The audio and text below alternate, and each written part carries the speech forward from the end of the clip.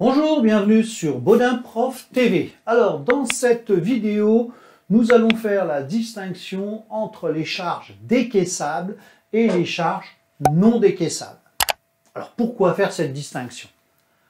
C'est simple, quand vous allez analyser le compte de résultat, c'est-à-dire les comptes de la classe 6 et de la classe 7, vous pouvez avoir un indicateur qui va s'appeler la capacité d'autofinancement. Et cet indicateur est très important parce qu'il va permettre de voir si l'entreprise est capable de créer de la richesse et même à autofinancer son exploitation.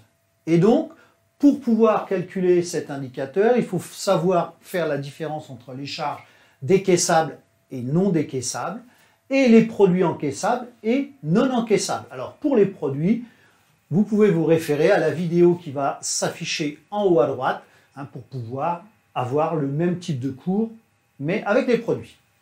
Alors, j'ai mis en évidence une balance avec uniquement les comptes de la classe 6, puisqu'on parle de charges. Parmi tous ces comptes, un certain nombre, voire même une majorité, vont entraîner une sortie d'argent de la trésorerie. Ce sont tous ceux que j'ai entourés. Deux exemples, achat de marchandises. Vous achetez de la marchandise, c'est évident qu'il va bien falloir la payer, faire un virement ou un chèque à votre fournisseur. Vous avez des salariés, il va falloir les rémunérer, donc faire les virements de salaire. Donc là, on verra qu'il y aura un impact sur la trésorerie par une sortie d'argent. Pour les quatre autres comptes, ici et en haut, la variation des stocks, c'est ce qu'on va appeler des charges calculées. Et là, c'est sur cela que je vais prendre un petit peu plus de temps pour vous montrer que là, il n'y a pas d'impact sur la trésorerie, c'est simplement des calculs comptables. Résumons déjà pour les charges décaissables. Vous avez des comptes de trésorerie, que ce soit banque, la poste ou caisse. Quand vous payez un achat, vous avez un flux sortant d'argent au crédit. Et donc, un appauvrissement de l'entreprise.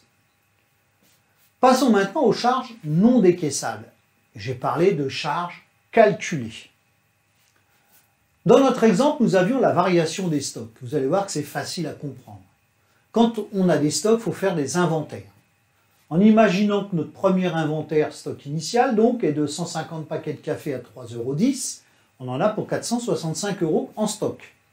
On arrive en fin d'année, on a un stock final de 120 paquets à 3,20 € pour 384 €. Et à partir de là, on va calculer notre variation. Alors c'est très simple, on fait stock initial moins stock final. Si je fais l'opération, j'ai 81 € de variation de stock. Et là, vous voyez, c'est un calcul. Il n'y a pas eu de sortie d'argent ni rien. C'est juste une écriture comptable qui va constater une charge. Notre deuxième exemple, ce sont les dotations aux amortissements. Alors l'amortissement va constater ce qu'on appelle une perte de valeur irréversible d'un bien de l'entreprise. Et là, vous avez tous quelque chose de facile pour comprendre facilement. Une voiture. Vous achetez une voiture, vous savez très bien qu'au bout d'un an, sa valeur aura baissé et c'est irréversible. On ne peut pas faire d'une voiture d'occasion une voiture neuve. Donc je prends un exemple, un matériel qu'on achète le 1er janvier de 20 000 € et on va l'utiliser sur 5 ans. Donc le comptable, lui, il va prendre la somme et il va étaler sur 5 ans la perte de valeur. Le matériel va perdre 4 000 € tous les ans. Et au bout de 5 ans, on aura amorti le matériel puisque sa valeur sera de 0.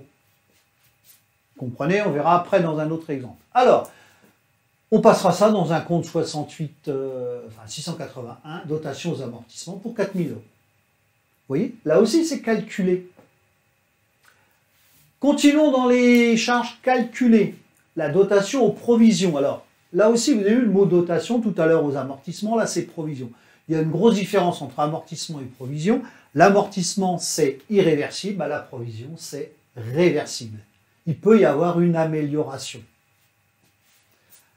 Prenons un exemple. Un client en difficulté en fin d'année nous doit 5 000 € et on risque de perdre 30% de cette somme. Donc, on va faire une dotation, on va, entre guillemets, comptablement isoler le risque de la perte.